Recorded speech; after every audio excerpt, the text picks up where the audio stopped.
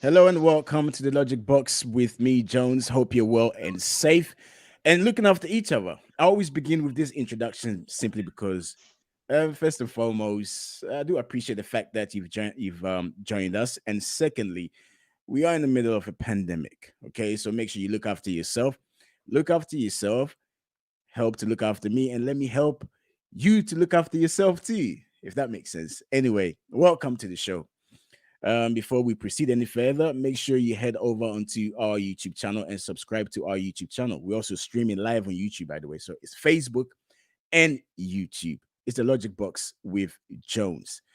Get people to get on here. Let's have a discussion. Let's talk. At the end of the day, it's about the continent of Africa. And we all travel back and forth, okay? And the most important thing is we have to tell our story. So whilst you're here, make sure you send it to your friend, ask a friend to send it to another friend, and comment. All right? Let's comment. It'll be good to hear your take on this. Okay, so what we're going to discuss today is about the Sars protest that is still ongoing in Nigeria. I had the opportunity to go to the Nigerian High Commission here in the UK to witness the protest. Okay, we will bring you a report on that. And then 31st of October, Ivory Coast will go to the polls. Ivorians will go to the polls to elect their president, basically. But before even that, there's been a lot of commotions going on. And I think it's only fair that we discuss this particular issue as well to enlighten ourselves, to know what's happening there, and to use our voice, okay, add our voice to the conversation. So make sure you comment, make sure you share, and make sure you subscribe to our YouTube channel. Right, now let's go on. Very soon I'll have my guest joining me. We'll have a discussion about what's going on. I'll have the spokesperson. I think I spoke to him, Sebastian, of one of the political parties in Ivory Coast. Okay, but let's start with SARS. I'm sure everybody, or if you haven't seen it, for the past, I think 2 weeks now, since the protest begun, there's been protests in states in Nigeria, but more recently, there's been allegation of the Nigerian army shooting into unarmed protesters out in Nigeria. According to Sky News, there's about 12 protesters that have died. Nigerian army, of course, have said this story is untrue. But I'll just pause here for a minute, okay? Let's watch this report, and when we come back, we will talk more about what is going on. So just hold on. We're going to watch this report, and then when we come back, we will talk more. Demonstrators marched from Downing Street to the Nigerian High Commission to express their anger, calling for more changes in the security forces as well as the total reform of the Nigerian government. They must go. We don't want the change anymore. They must go. We don't want it. Promise and fail.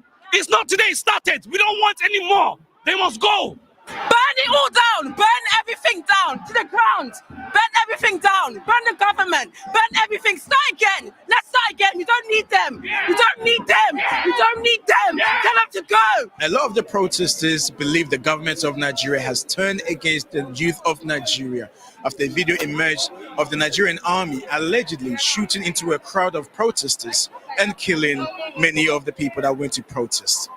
We want the Nigerian police services and security operatives to be tried for human rights violations.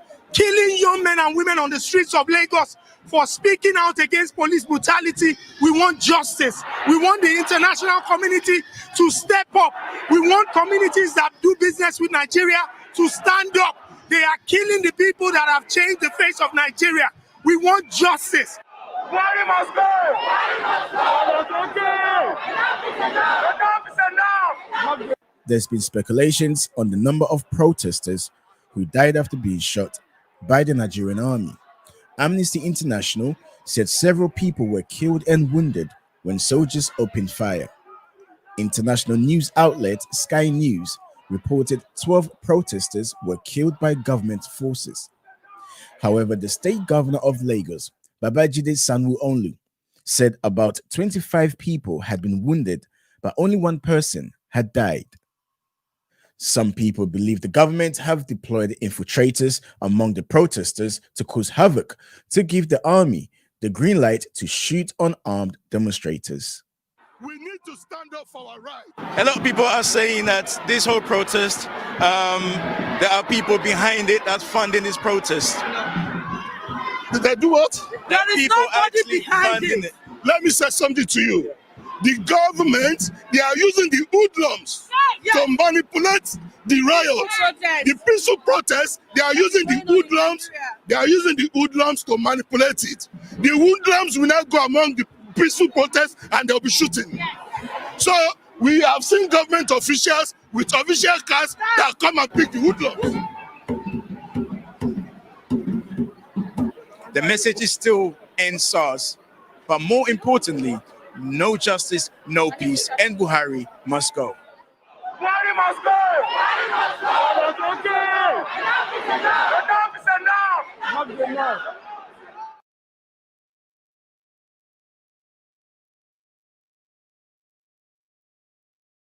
Okay, so that was the report. We went there yesterday, and as I said in my intro, to cover the protest. So now joining us live, we have Shegun. Shegun Fakeye. He's a network engineer, born in London but grew up in Nigeria. He's Nigerian. That's the most important thing. Shegun will be joining us very, very soon. Shegun, I can see you're ready to join us. First and foremost, welcome to Logic Box. How you doing, sir? You have to unmute, Shegun. I'm fine.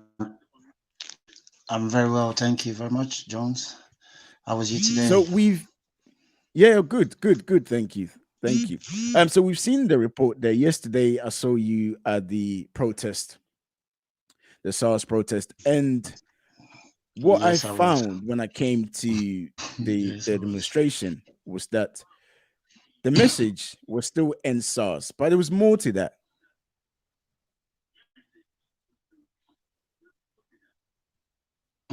Very much to that. Yes, you're correct. There is more to that.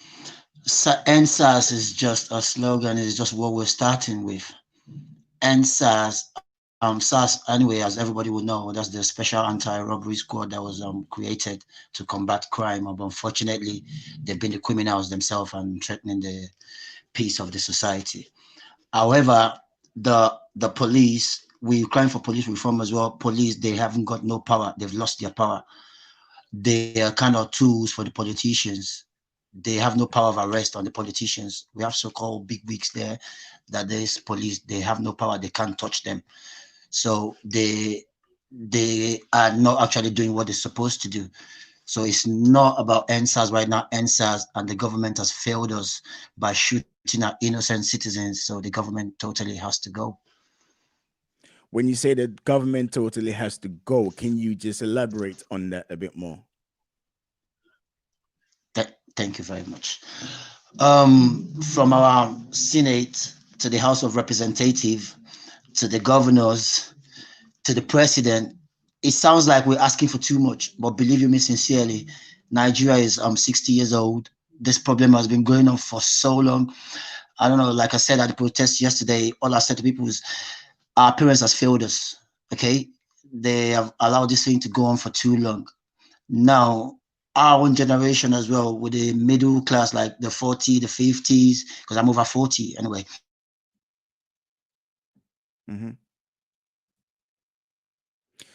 Okay, looks so like the youths now, I think they felt more. Can you hear me? We can hear you now. We can hear you.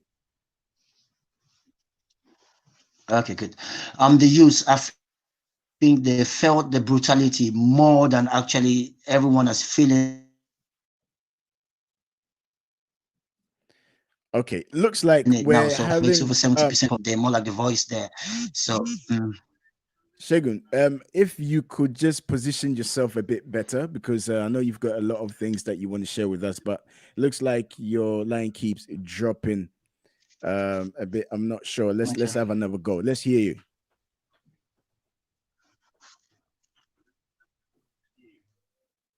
Let's hear you, Shegun. Okay. All right. We'll try and see. Yeah, We'll try and get Shegun like I back. said, Uh-huh. Shegun, go on. Go on.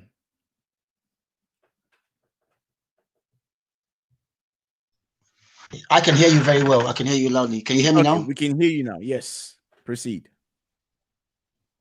Can you hear me? Yes, I can. Okay, good, good, good. Like I said, the youths are feeling the pressure more. The youths are feeling the pressure more, like police brutality. You have iPhone. iPhone is a gun now. Like if you're holding an iPhone, the police want to oppress you for that.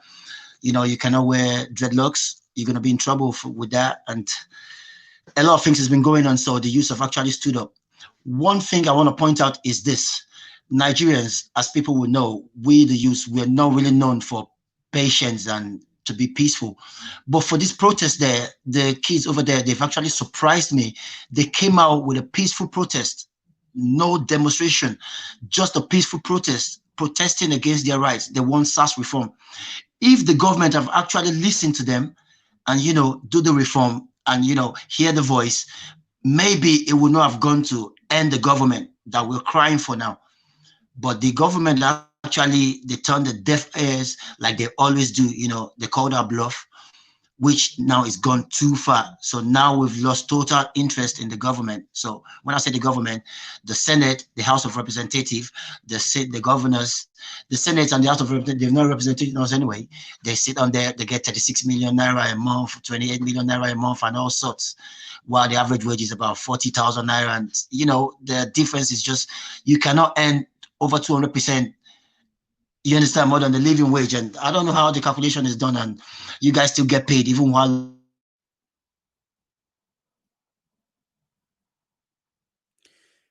you leave the Okay. office and house like Lagos and Abuja and all sorts. You're just pondering the world, So they almost go. They need to account for that. But then, just playing devil's advocate here. I understand what the youth are pushing for.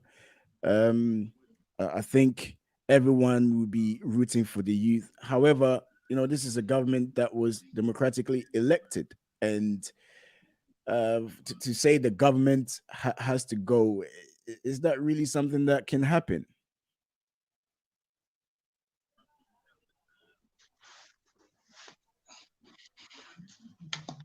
It can happen and it will happen, because we are not stupid. Like I said to you earlier on, like it looks like a tall order, like we're asking for too much, but we're not asking for too much. What we're asking for right now is end SARS. So the government should end to try to reform the police, give the powers back to the police. And come 2023, there's going to be a next election. Definitely, we want that already, because the youth, we're going to come up with a party. They can see that we actually have a plan. They actually could feel the plan coming up. So they're trying to disrupt it even before it grows. But you cannot kill. I've read many articles, and I've watched a lot of. We're gonna be doing elected leader, so they're still gonna go. Okay, I was just saying, I've read a lot of articles, and I've been following what's been happening in Nigeria, and when some of the governors have called out to the protesters, who are your leaders? Come forth. Let's have a discussion. I think one governor even said, even when battles do happen, people tend to sit around the table to resolve their issues. Okay. I think, yeah. Hello? He's back on now. Shegun, yes, now we can see you. It's much, much better. Just before it cut off, I was just asking you this question that following what's happening in Nigeria, I've even heard a governor saying that, look, let's have a discussion. Let's come to the table. Let's talk. Let's look for a resolution. However, the protesters are saying they don't have any leaders. But then if you're saying that, you have a plan, you have a party, then surely you must have a leader. Thank you very much for that. what it is this: with the Nigeria that we know, if we had started with a leader thing, to make you understand this in a better way, I'll put it this way: when the protest started, it didn't start because we're trying to be political or we want to take their position or this and that. It started with a protest. We watched our brother shot live. You understand? Like the Sars police actually arrested 2 people. The video that went viral, I don't know if you've seen the video, that actually started the protest. You know, someone got shot live. And so that was what actually sparked the outrage. And people was like, no to this. Now we've stood up like, okay, everyone wants justice. Now, if we have chosen a leader, like, okay, this is the leader now, the police will have come for him, either arrest him or bribe whoever we've picked. You know, this is their tactics. They're like, okay, we'll speak it for you guys. Then I'll bring him up. Okay, you know what? If we had named the leader, believe you me, all this carnage that's happened now, all the hoodlums that have been there, they would have pinned that on him. Like, okay, you know what? You've caused this unrest now. We're going to be charging you for this and charging you for that. Nigerian government, they operate like that. We've seen countless stories of people that's been picked up and been framed for a lot of things. You know, so we don't want nobody going there to speak on no youth's behalf and say, okay, you're getting paid or next political post, we're going to be putting you here, putting you there. We want transparency now. Transparency. We're still going to have a leader. We're not stupid. You know, when the time comes, we're going to everybody put their CV up there. You understand? Based on your qualification and based on what you've decided to do. So we're now going to decide and we vote. You know, so people will have up there, we've lost interest in them. So it's not a case of if or but or maybe. We've lost interest now, which is, of course, democratically. If you lose interest in your leaders, we can always sign up and, you know, based on loss of interest, and we don't want you guys there anymore. We've seen properties. We've seen properties being destroyed,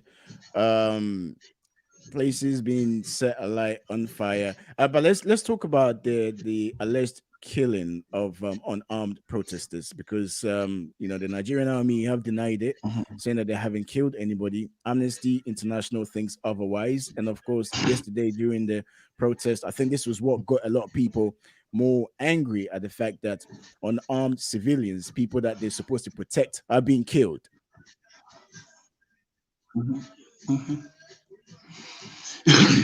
Good. With the issue of the killing of the innocent ones, it actually happened at the Lekki toll gate, as we could see. The governments are denying it and they're saying nobody died. A lot of things actually went against you guys. For a start, you guys switched off the electricity around the toll gate. What was that for? You know, they've taken out the security cameras, and now army has come down there. So a lot of things is pointing, accusing fingers against the government. You cannot say. Another one that went against them was there was live feed, you know, there was a DJ, we had a DJ there, DJ Switch, actually she had a live feed on Instagram, which everyone was watching from, you know, so we watched people running helter skelter. We had everything, it was live. And, you know, with the day and age on technology, day and age, you understand, it's not like you can document wherever you're seeing live. Like, we all understand when it's live, you know, so it's not like hearsay. Back in the days when we still had the old Nokia, they would have told us, oh, nothing happened and this and that, you know, we won't see nothing and it will be their word against us. But now there's proof, there's evidence. There's hospitals that people went to, you know. There's even there was a footage I saw of doctors actually trying to escape because they're trying to actually come attack the doctors that were treating people. So a lot of things went wrong. The armies were taking away the bodies of the people, and quite a lot of things was wrong. One funny thing I'm going to say to you is this. I don't know if you actually see, there's a lot of things trending now. People saying, okay, this conspiracy and this and that. There's a lot of old videos being shown around. Yeah. You know, a lot of people saying all this nonsense. People were killed. It's not a joke. People were killed. The army knows it. We know it. So why they're denying it, I don't know. Now they can't even tell you who sent the army out. They're telling you, okay, the governor saying he doesn't actually know who sent it. You know, the truth will unravel. Don't worry, give us 2, 3, 4 days, because they're going to shoot themselves in the foot. Because, you know, all their stories is not adding up. The government will say this, and then the next man will say this, and this will say that.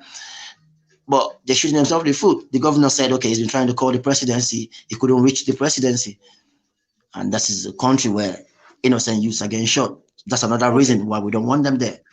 Okay, so you're now You're saying, and correct me, please do correct me if I'm wrong. You're saying this movement is a beginning of this protest is the beginning of challenging the status quo coming 2023 elections. So, is this going to go on, or at some point you come to the table, put things on hold, and then really kickstart the movement again when that time comes, that election time comes?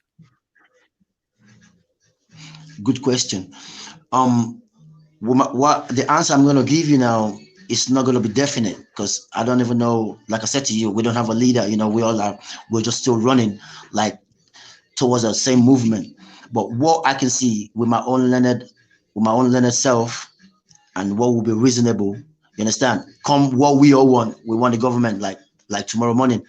You know, we want to take over tomorrow morning. You know, but like you and I know that's not realistic. Okay, they've been elected. You understand? You can't just wake up and say, yeah, you don't want this one there, you don't want that one there. But what is actually immediate that we're crying for right now, and that can be achieved, is end that police brutality. It's getting too much. It's got to a level now that we can't bear it no more. We cannot bear it no more. So that is an immediate thing there, like end the police brutality. So while that has been ended, now you're going to reform the police, which is still short target. This is something that you guys should have done years and years ago anyway. So reform the police, you know, give them better pay, because it's not really fair on the police as well. Like you're getting paid peanuts to protect our lives and property. You know, they will not really do the job like to hurt, if we really be honest with ourselves. You know, they deserve better. They're doing a very risky job. So that we credit them, we commend them. There's still one or two police officers that are actually, you know, sensible. But, you know, the bad eggs actually will always ruin the good works for the other ones. So reform the police, give them a power of arrest, like let them get the power back. The police don't have a power. Believe you me, I'll mention one or two big men in Nigeria. The police will never arrest them. If the police goes to Tinubu's house, see him holding a gun, yeah, see two dead bodies lying on the floor, the police will dare not arrest him. It's that powerful. I can name 10, 20 people like that in Nigeria, the police would dare not touch them. They don't have that power there. Because the police now, they're being used as political tools, you know. You see police arresting people doing politics and doing election, and you understand? So they've been like a puppet. So we want a proper reformed police, you know. Now with the issue of the government now, like you're saying. So it's not realistic now. So we're going to walk towards, okay, if you guys are saying election time and this and that, we're never going to wait for the election, because right about now, you've killed innocent youth, you understand? You just can't sit there and lead us anymore. We need an answer, and your answer will not be justifiable. So definitely all you have to do is just resign. Okay, so just picking you up on the issue of the police reform, because when the protest was going on, I think that the IGP did make a statement, and I think they tried to say they're reforming the police, and I think they came up with a new acronym of SWAT. But then, speaking to a lot of people at the they came up with SWAT. Speaking to a lot of people at the protest yesterday, people are still not satisfied about it. They don't trust the government. So, if you're pushing for the reform of the police and you don't trust the government, how is that going to be achieved? Okay, brother, let me give you this joke there. You and I know it takes more than 3 days to actually form a team together and then put them together and get them to operate. Now you're telling us today you've disbanded Sars, and the next morning you're coming up with SWAT. So have they been trained?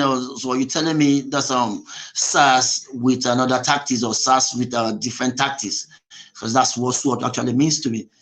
So SWAT will be Sars with another tactics, because you cannot disband Sars today and then come up with SWAT 1 day, 2 days after. So if you're disbanding something, you need to disband it actually, then find out why actually you've disbanded it. Now fish out the good ones, and you're going to actually retrain them, you know, and then redeploy them. So you can't just not put a man. So you've taken a man, you've changed the man's name from Peter to John. So if he steals or he still robs, it's still St. Peter and John that are still doing the robbery. You know, so we need orientation. You have not even orientated all these animals that you had out there, you know, and then you put changing them their names. So what difference does it make? We're not stupid. This is the same things you guys have been doing all years, and you think, I'll give you a joke. You see the same Sars. a lot has been happened with SARS. In 2016, it was actually reformed. Then it's been rebranded and it's going to be renamed. And you understand? All this is just use of English. You know, Okay. same thing, Shagun, just use of English. Rebrand, reform, rename, remodel. nothing is We happening. want a change. Okay. Shagun, thank you very Mhm. much for taking time out to come on the Logic Box. It's been great having you on the program. You're welcome. You're welcome. You're welcome, my brother. I'm very happy to be here as well. Thank you. Because Thank you. Nigeria is my place. So When I talk about Nigeria, I'm passionate about it. Yeah, you're welcome. thank you. Thank you. Thank you. So that was Shagun we've spoken to.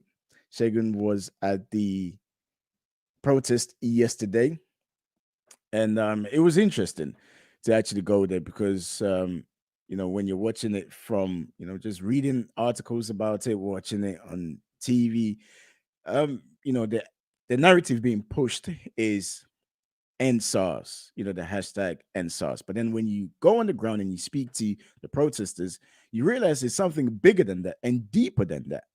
And you can tell, Nigerians have been, they felt they've been oppressed for such a long time.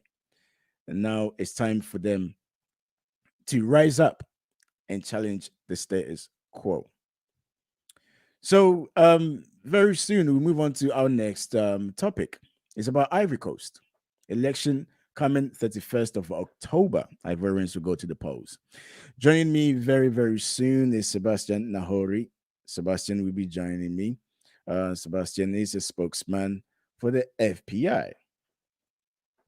So he'll be joining me very, very soon. Sebastian, I can see that Sebastian is online. However, he's gone back off. He'll pop up soon again. But before Sebastian comes back on, let me just give you summary of what's been going on in Ivory Coast. Okay.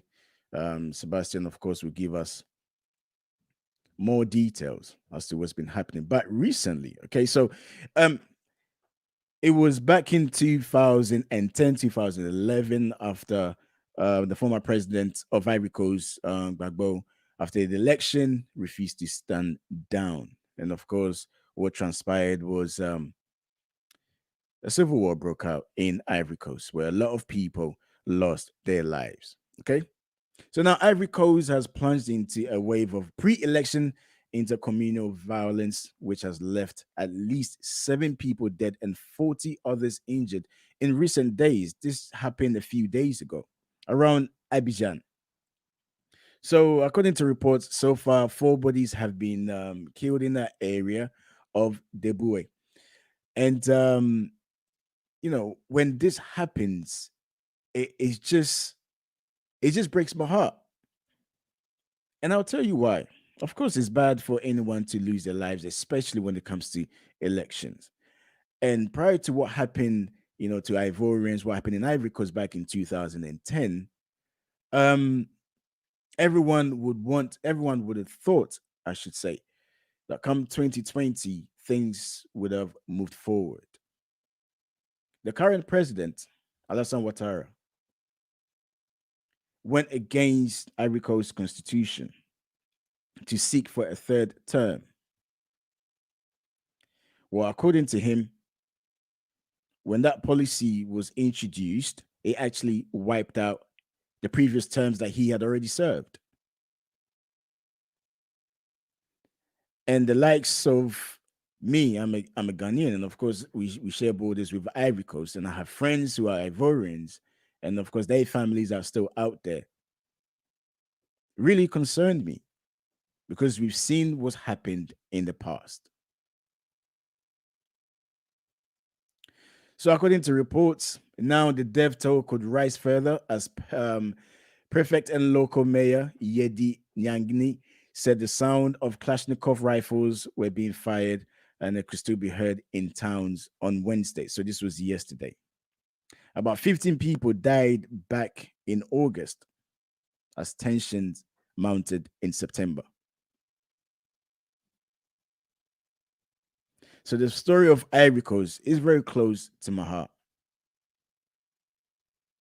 Yes, we will also talk about what's going on in Congo. Trust me, we have it. Okay, we have it. We're just trying to book somebody to come on and to have the discussion with us. Because if you look across the continent of Africa, especially West Africa right now, with Nigeria being such a powerhouse economically, you can see the impact it will have on neighboring countries. So with this happening in Nigeria right now, and with this going on in Ivory Coast, and I know a lot of people are calling for ECOWAS, the regional bloc. And this goes for Joyce because Joyce, I think, was yesterday that posted about, where is ECOWAS? Where is the African Union? And I was saying to Joyce, I will explain. See, the reason why ECOWAS can't really do anything is because ECOWAS is just an advisory body. All they can do is advise. None of the countries are under any obligations to actually adhere to that advice.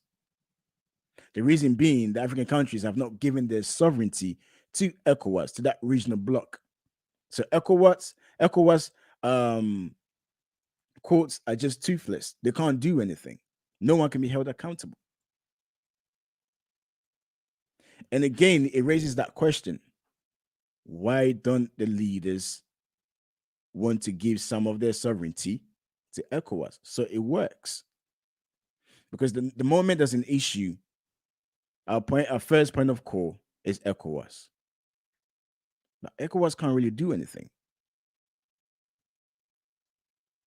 We're trying to get Sebastian on here, and then we can have our discussion. Sebastian is on here. Sebastian Nahore, he's a spokesman for the Popular Party in Ivory Coast. Sebastian, thank you very much for joining us. Jones. How are you doing, sir?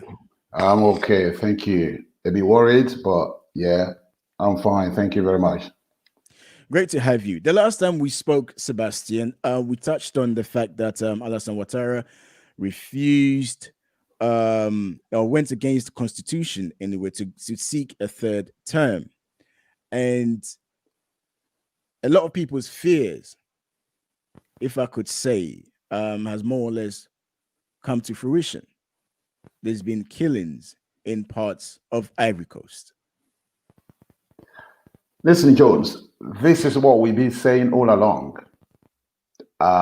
When you lead a country, you have to show example.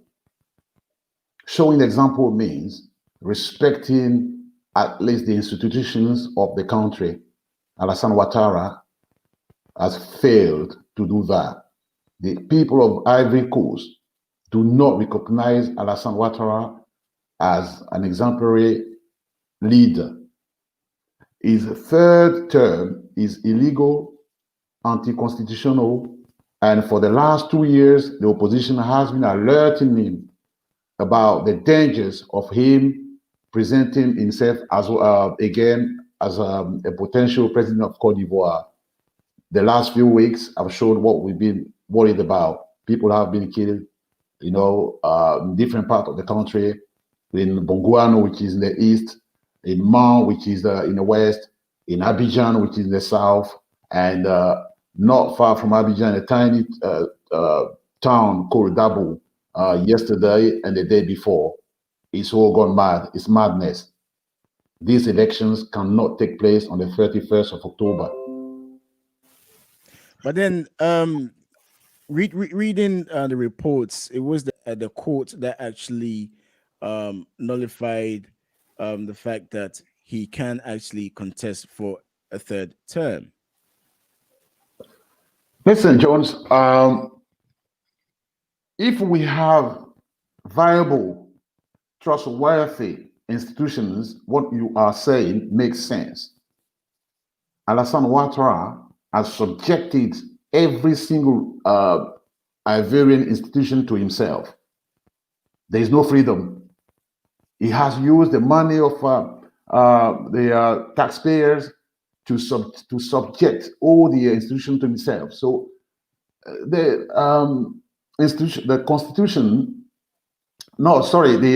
council that decided that Ouattara is eligible for a third time. He saw all the members from his party. So there is no independence here. No one can say nothing in all independence. There is no freedom of speech. There is nothing that can be done around Alassane Ouattara because everything belongs to him. It feels like we are in a very tiny kingdom where the king reigns. And Alassane Ouattara has reigned over the Ivory Coast for the last 10 years. We're thinking enough is enough, it's going to go. We know that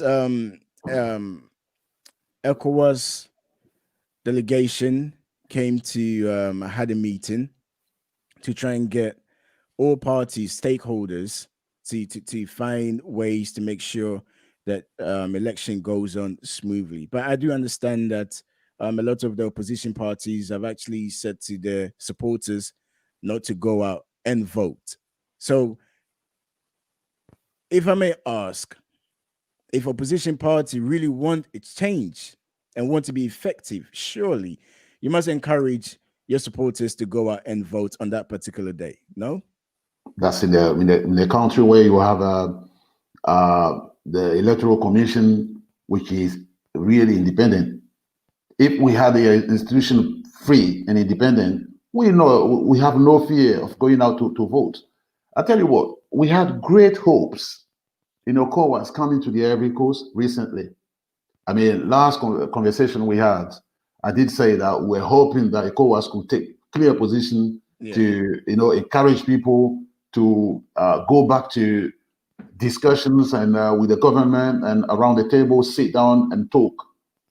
The Ivorians have been extremely disappointed. Disappointed because ECOWAS, I think, buried their head in the sand. They know how much people are worried about the election. They know that Alassane Ouattara's third term seeking is illegal, anti-constitutional, but they bury their heads. If the Electoral Commission is really independent, Alassane Ouattara today in the Ivory Coast is a minority. He represents really the minority. Look, what I said to you last time, in his party, about 6, 7 heavyweight people left him. I mean, if the majority leaves you, obviously the problem has got to be somewhere where you are. I was talking about Soro, who's left him, Mabretu Akose, who's left him, the President Bedier, who has left. We've got his Minister of Interior. For the last 26 years, he was working together with this man. He left him. So everyone's left him. So Alassane Ouattara represents the minority in the Ivory Coast. He has subjected all the institutions to his law, to himself. And why would you go to an election that you know is won before you even start? He's the referee. He's the judges. He's the linesman. And he's the power. So there is no point in just making is a pre-election legitimate. This is why the opposition parties are saying no. Sebastian, is that the move other than Ouattara going against the constitution, according to what people are saying, was being reported, deeper than that? Because speaking to some Ivorians, they have the issue that there's another issue where a lot of people don't see Ouattara as an Ivorian. I hear people saying that he's actually from Burkina Faso. How is there any truth in that? Well, we say in Côte d'Ivoire there is no smoke without fire. What I know is that Ouattara, his origins are Burkina Faso. That is, he went to the USA some years back. He had a grant to study in the USA as a student from Burkina Faso. At the time, he was Upper Volta. Yeah. So it's all been revealed. But as we're speaking today, we don't see that as a matter. This is a global world. We don't see him being from Burkina Faso, from Benin, or from Togo as an issue. The big issue is management of the affairs of state. This is where our issue lies. But I mean, when he came to power in 2010, yes, we thought, it was not fair and all that. But 10 years down the line, the division between Ivorians has grown bigger and bigger. He has set the North against the South. He's tried to set the Muslims against the Christians. He has tried to set one tribe against 60 other tribes. This is where the issue lies. The management of the people is the massive issue. Where he's from, we don't really care, because Ivorians, I mean, when we had Ufue-Boigny, in Ufue-Boigny's government, we had people from the Caribbeans. I mean, from the Auguste Milmont, who was from the West Indies. He used to sit in the Ufue's government. So we are used to it. We know we not actually put off balance to see a foreigner leading whichever country it is. We don't really care. Our issue is his ways of conducting our affairs in the Côte d'Ivoire. And one more thing, he sold the country. He's refusing the country to become really independent. He's subject to France. And this is what we are also criticizing. But we don't care where he's from. That's not a big issue to us. And again, last time we spoke about the fact that what role France is playing in this, and you said Alassane Ouattara actually met the president of France, Macron, and Macron missed the opportunity to actually, speak about this issue. So you also said that you were hoping ECOWAS could say something or apply some pressure. Yeah. So there could be more discussion, or it could resolve the issue. None of these institutions, if I could say, even AU or ECOWAS, have been able to bring about any change. So what is next now? What we have learned and what we're going to apply is that our future, when I say our future, I mean the people of Côte d'Ivoire, our future belongs to ourselves, and it lays in our own hands. Nowhere in the world, when people don't move, nowhere in the hell in the world, institutions like ECOWAS or UNO will come in the country and take the power away from the person that they're working with and give it to the people. That doesn't exist. Next step, the people will ask in a very nice way, they'll ask Ouattara to leave. Whichever way, they will do it. But it's going to happen. Because on the 31st of October, there will be no elections, and our people will take their own destiny in their own hands. That is the next step. And Alassane Ouattara knows. And well, just if you can just explain, because when you say there's no elections and the people, explain that. Listen, all the opposition parties are in agreement that some of the Ivorians are in exile. They've been pushed to exile. We think about the President Gbagbo, Soro, and two other personalities who cannot come back to the Ivory Coast. The way the candidates were selected out of 44 candidates, only four have been given the mandate to test. Right.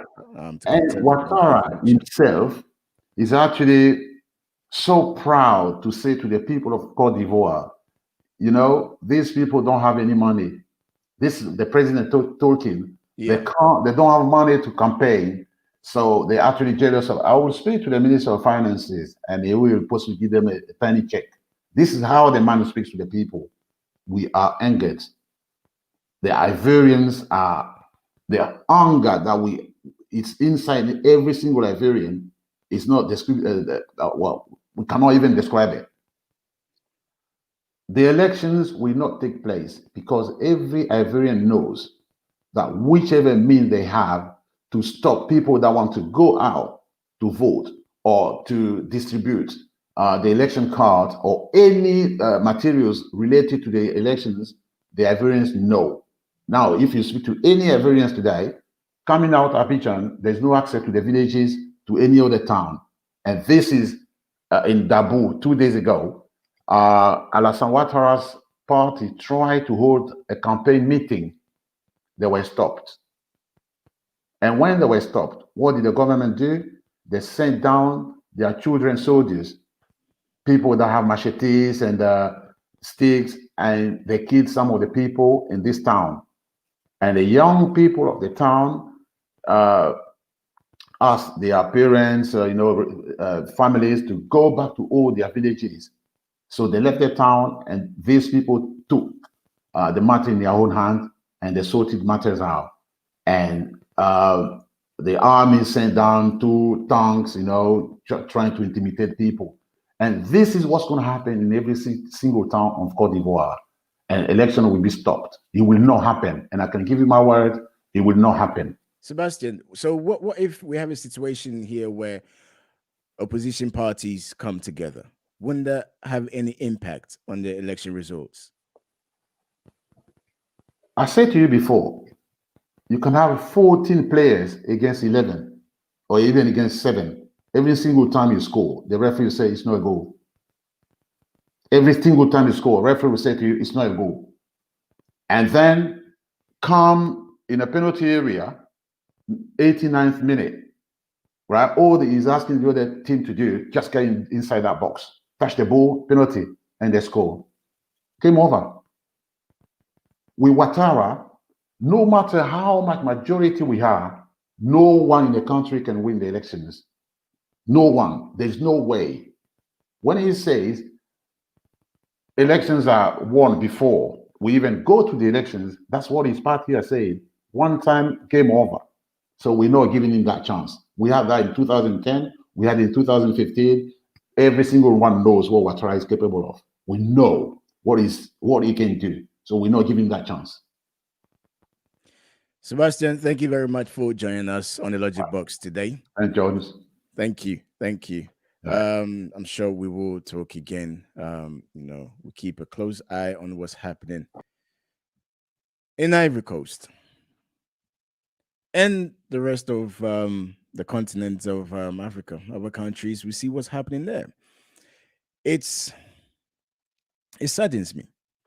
It really, really saddens me, because what's going to happen is, God forbid, but another civil unrest in Ivory Coast. Everybody will be trying to move across to neighboring countries. Of course, there's a pandemic still going on. And for me, it's just the people that always suffer at the end of issues like this. And hopefully this does not escalate. I just hope it doesn't, because it's too much. It's too much. 2000, 2010, now 2020. And the whole world is watching. Everyone is watching.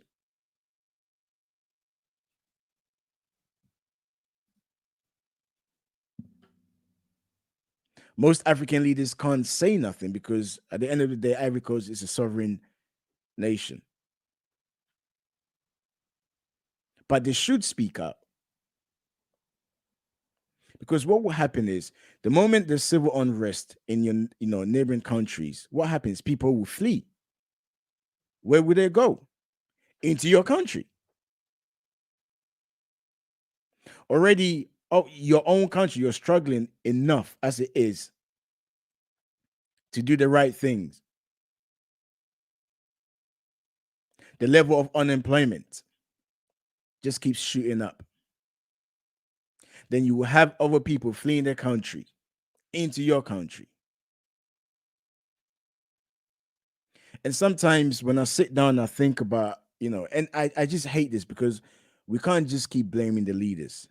I always say this to people I have conversation with. Look, no matter how bad African leaders may seem, or how incompetent they may seem, just know that the rest of the world, even in the West, the worst leaders, when they've done something good, the people cherish them. So if our people do something good, we should always praise them. However, if they're doing things that are wrong, we should be able to voice it out.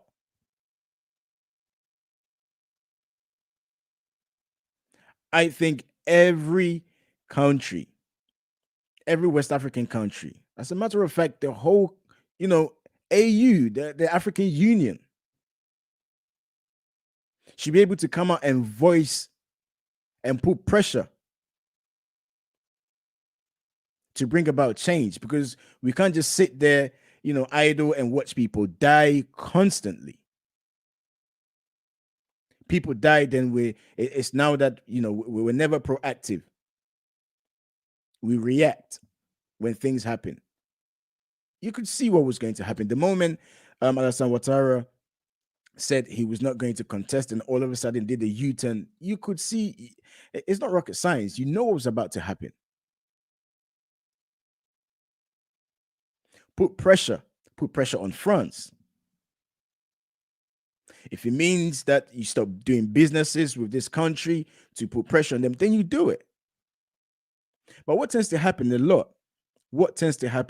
And, when these African leaders go to their summits, I wonder what kind of conversations they have amongst each other.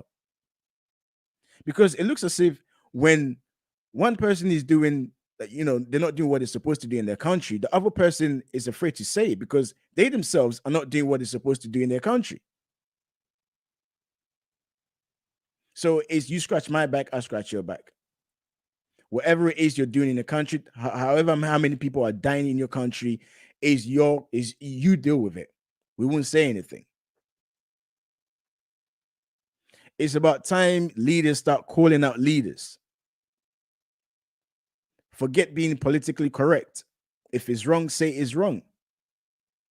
If they don't, then put sanctions on them. You have to.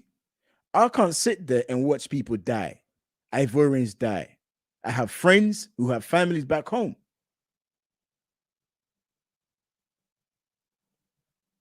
Something needs to happen. 31st of October, they're going to the polls.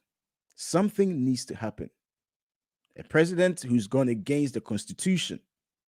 Only 2 terms. He's going for a 3rd term. This is wrong. I know Ivory Coast is a sovereign state. I know, yes, but it still does not stop countries criticizing other countries if they're not doing what they're supposed to do. Start talking. Well, according to reports, over 3,000 people died back in 2010, 2011. How many people do we have to sit down and watch for them to die?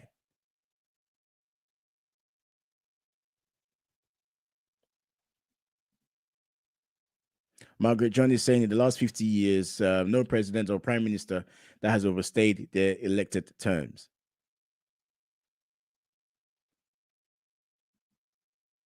So sometimes you just wonder, like, these people, are they just oblivious to what's going on? Or to them, one person can hold on to power or take it to their grave. And it all boils down to corruption.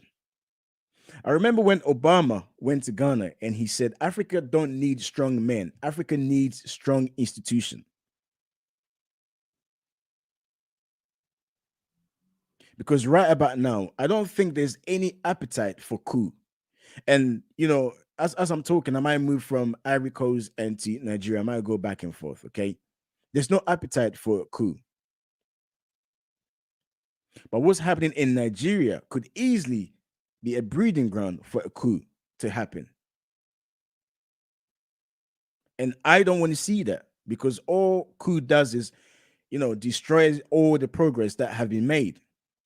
And I'm sure some people will say, what progress?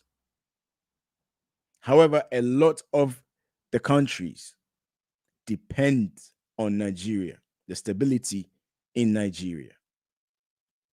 So if things don't work out in Nigeria, it's not just Nigerians that will lose, a lot of African countries.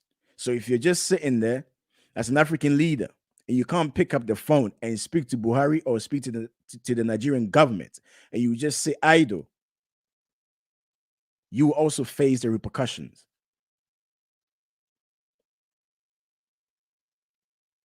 2020 has been funny after all that's happened in the world. But one thing I've noticed is change is coming. A change is coming. Look at us. Look at the world right now. Everything around us has changed. Everything has changed. And we can't afford to go back to our old ways. You don't need to be Ivorian to know what's going on. You don't have to be Ivorian to feel what's going on in Ivory Coast. They're human beings. Use your voice. Speak about it.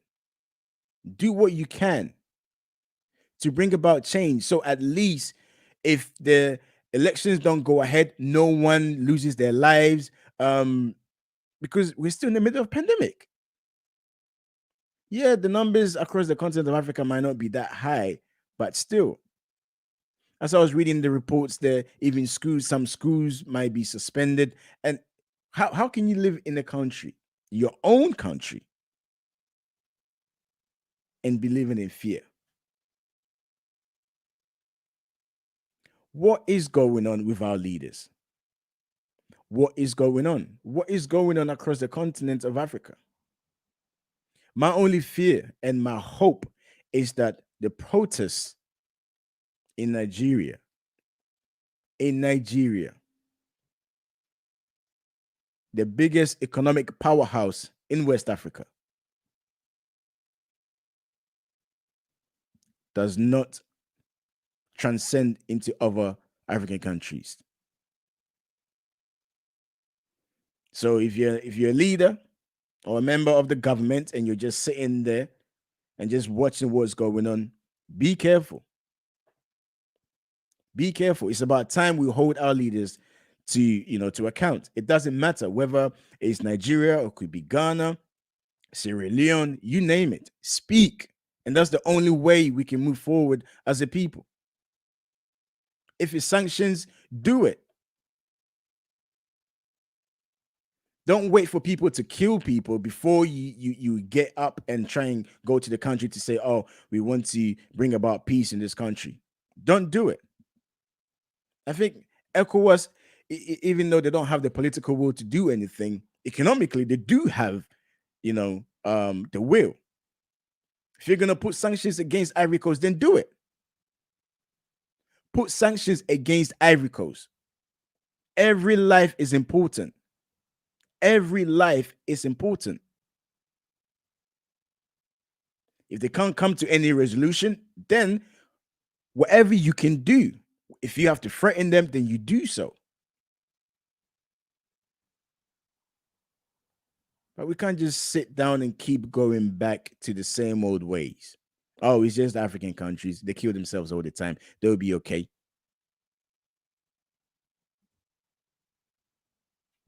We can't let that happen. We cannot let it happen. Don't just sit there and not do nothing. Do something. You can do something. You can say something and stop being politically correct. Forget that diplomacy, because if diplomacy doesn't work, you need actions. ECOWAS have tried to get all stakeholders in Ivory Coast around the table to bring about a resolution, but they couldn't. The president, who could only go for 2 terms, is now going for a 3rd term. And if I'm not mistaken, surely he's going to win this election. The following election, he will go again. And you're all sitting there like nothing can be done. Something can be done. They are part of the regional bloc. So put sanctions on them until he comes back to the drawing board, and you guys sit there and bring about some resolution, because this can't keep going on. It cannot keep going on.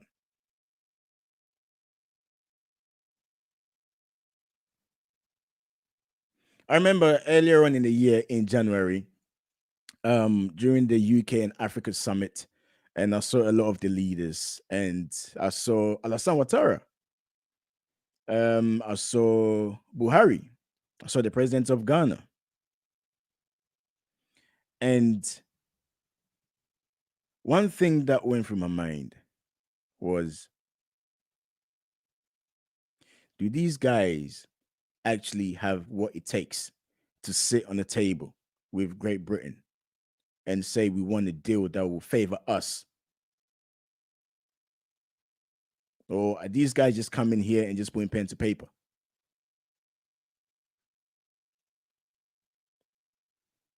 Gone are the days of, whatever issues going in Nigeria is Nigeria's problem, so let them deal with it. No. Gone are the days of, Ivory Coast, yeah, it was 2010, we left them, let them deal with it. This can't keep happening.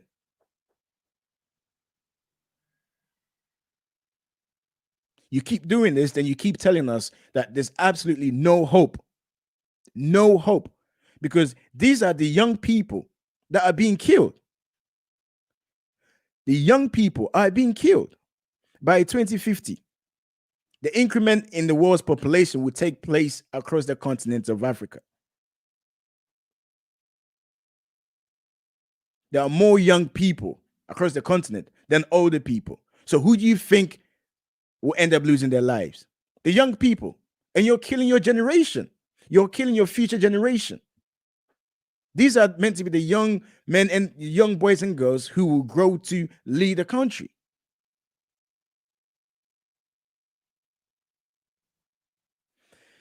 I think I've done enough talking for the day. My name is Jones. This is the Logic Box. Thank you very much for tuning in. We do again next week, Thursday at 8:30 p.m. Tell a friend to tell a friend. Kofi, you've been trying to call. Okay. It'd be good to hear Kofi Ali. So, Kofi, I will just send you the link, okay? Please just switch on, because if you can join, it would be great, because I don't we didn't plan to have anybody on the phone today. But if you can join in via the link, then I think we can probably have you on the link and then maybe hear what you have to say. But I'm sick and tired of this. I'm really, really fed up. I'm fed up of this. I'm really, really fed up of this. We can't this can't keep going on. It cannot keep happening. We have a big problem, a massive problem on our hands. So Kofi, I've sent you the link. If you can come on, all you have to do is just click the link and then you come on, Kofi, and then we can give you a few minutes to wrap up for us, because we're really, really running out of time. Next week, all being well, we will turn our attentions to Congo. I remember speaking to Eddie Caddy. Eddie Caddy is a Congolese. He's a comedian here in the UK. Eddie Caddy travels all over across the continent of Africa. And we had a deep conversation, about Africa as a whole. And he said something. He said, you know what? Kwame Nkrumah said, Africa will never be free until Congo gets its freedom. Right now, we live in the global world now. You cannot turn your back and say this is the problem of Nigeria. They deal with it. It's going to have an impact on you one way or the other. Okay, let me read a couple of messages. Let's see if Kofi Ali will be able to come up here. This is from Amos. Amos is saying, please share awareness of what's going on in Congo. Amos, I promise you next week we will touch upon that. Amos says, save our continent. Tina Arabastone is saying, well stated, Jones. Hi, Tina. Hope you're well. And this is Margaret. Margaret is saying we need to have a working system. Margaret, on having a working system, the systems are there, right? The systems are in place. The systems are in place. Whether people will do the right thing, it's a whole different ballgame. It's another question. And the moment you break trust, that's it. And I think there's something about this generation, okay? This generation are just, because a lot of us think, thanks to our family, we've been able to travel outside the continent, and we've seen the way in which things are done. We've experienced it.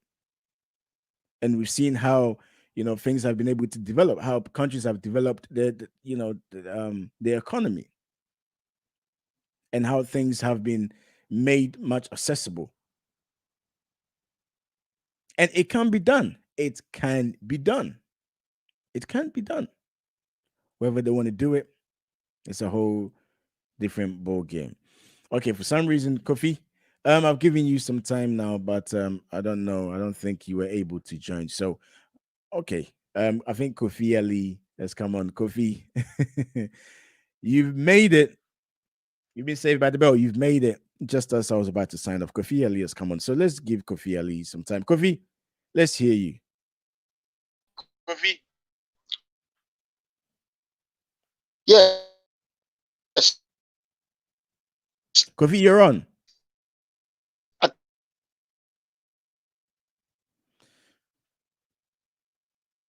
Okay, Kofi, I think we're having issues, Kofi. But this problem again, we talk about it, Kofi. Next week, I promise you guys, we'll talk about Congo, and then we'll talk about. Can you hear me? Your line is very bad, Kofi. Your line is really, really bad. Your line is really, really bad. We can't hear you. So thank you very much for tuning in. I appreciate you for tuning in. Also, remember, coronavirus is still very much out there. So look after yourself, look after your family, look after yourself to help me to look after you. So we look after each other. Okay. I'm done. My name is Jones. Thank you for tuning in. Make sure you subscribe to our YouTube channel. It's the Logic Box with Jones. Also follow us on our Facebook page and across all social media platforms. You can find the Logic Box on there. Okay. Thank you.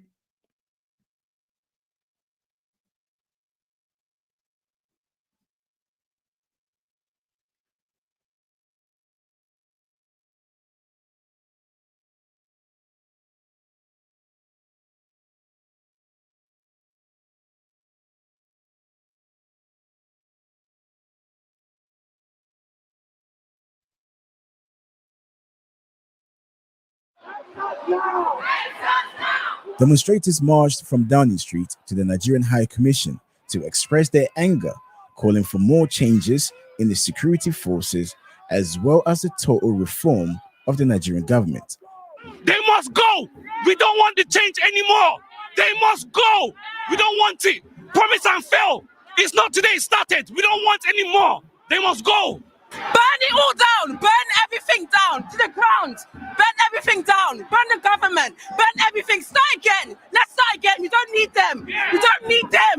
We don't need them. Tell them to go. A lot of the protesters believe the government of Nigeria has turned against the youth of Nigeria after a video emerged of the Nigerian army allegedly shooting into a crowd of protesters and killing many of the people that went to protest. We want the Nigerian police services and security operatives to be tried for human rights violations, killing young men and women on the streets of Lagos for speaking out against police brutality. We want justice. We want the international community to step up. We want communities that do business with Nigeria to stand up. They are killing the people that have changed the face of Nigeria. We want justice. Buhari must go! Enough is enough!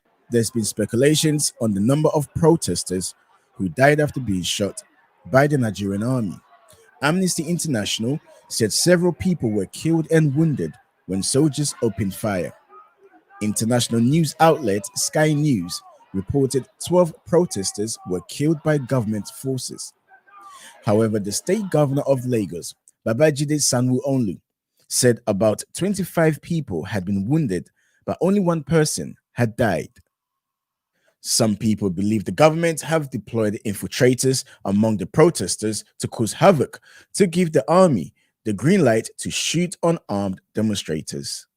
We need to stand up for our rights. A lot of people are saying that this whole protest, there are people behind it that's funding this protest.